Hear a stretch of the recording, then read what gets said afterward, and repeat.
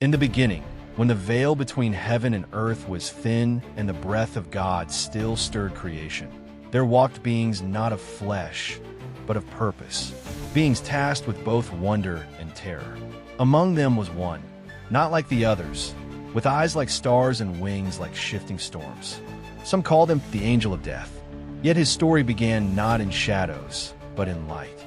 Before the first heartbeat ever echoed through flesh, before the first tear ever touched the dust, there were watchers. Not all angels were shaped like men.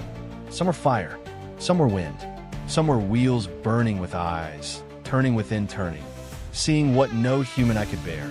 And among them was one whose gaze was deeper than the oceans of heaven. He was not born of darkness.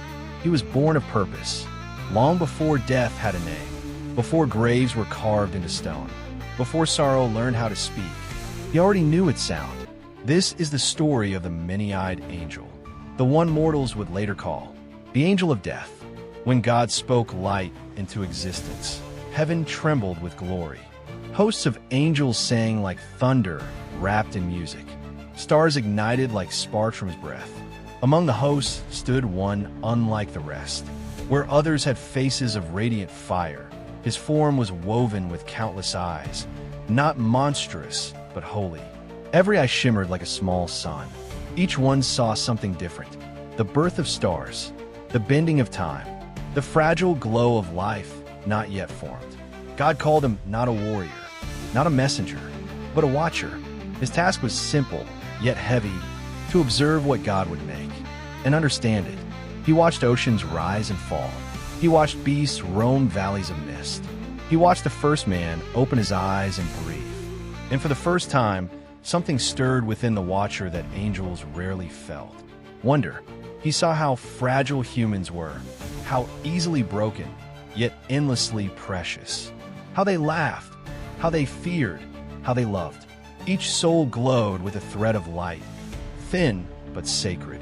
And he wondered, what happens when that light fades? Then came the day when silence fell in Eden. The first disobedience echoed like thunder across heaven.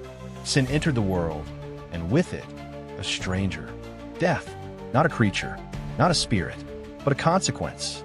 The watcher felt it before it touched earth, a heaviness in the fabric of creation, like a tear in a perfect cloth. And when the first man and woman were driven from the garden, the watcher saw something new. Fear. Their light still shone, but now it trembled.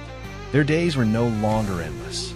God spoke again, not in anger, but in sorrow. Life will now have an end. Dust will return to dust. But the soul must not be lost. The host trembled. Who would stand at the crossing between breath and silence? Who would guard the moment when life lets go? None answered, for to watch life die is not glory. It is weight. Then the watcher stepped forward, not because he desired the task, but because he understood it. And God said, "You will not create death. You will not command death. You will only witness its hour and guide what remains."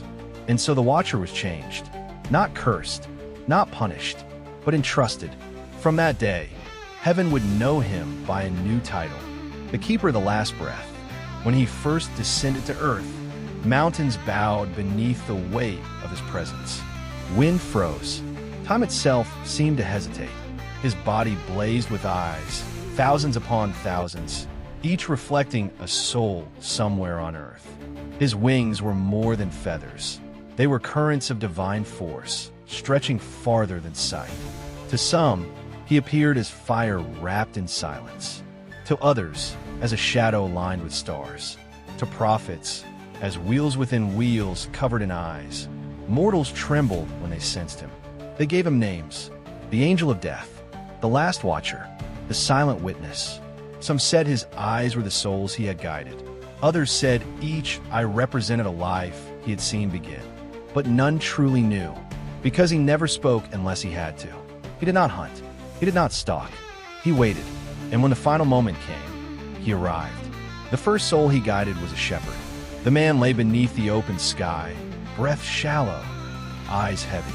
His life had been simple: fields, family, faith.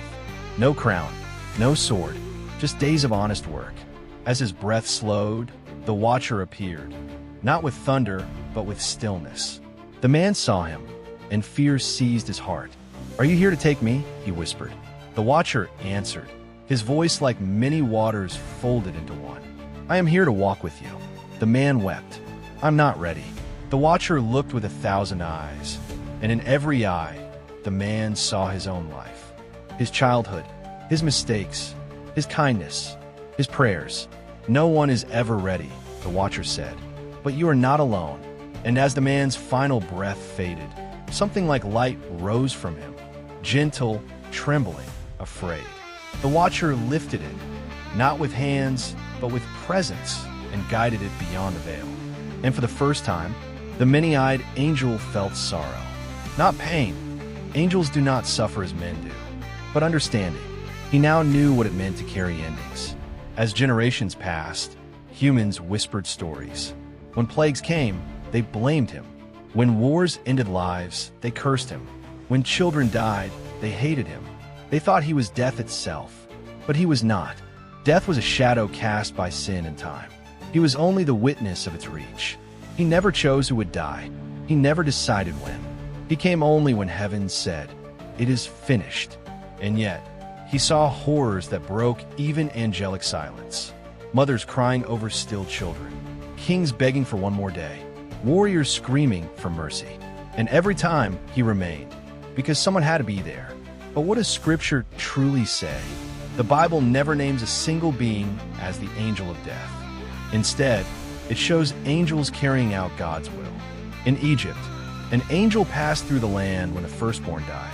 In ancient wars, angels struck armies in a single night. In visions, prophets saw creatures covered in eyes, wheels of fire, beings too holy to describe. But Scripture makes one thing clear.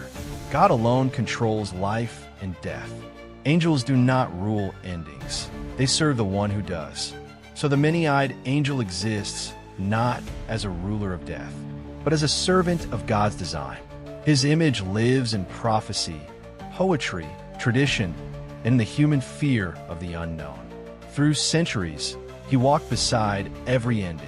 He saw empires fall and babies born in the same hour. He saw faith and rebellion breathe their last.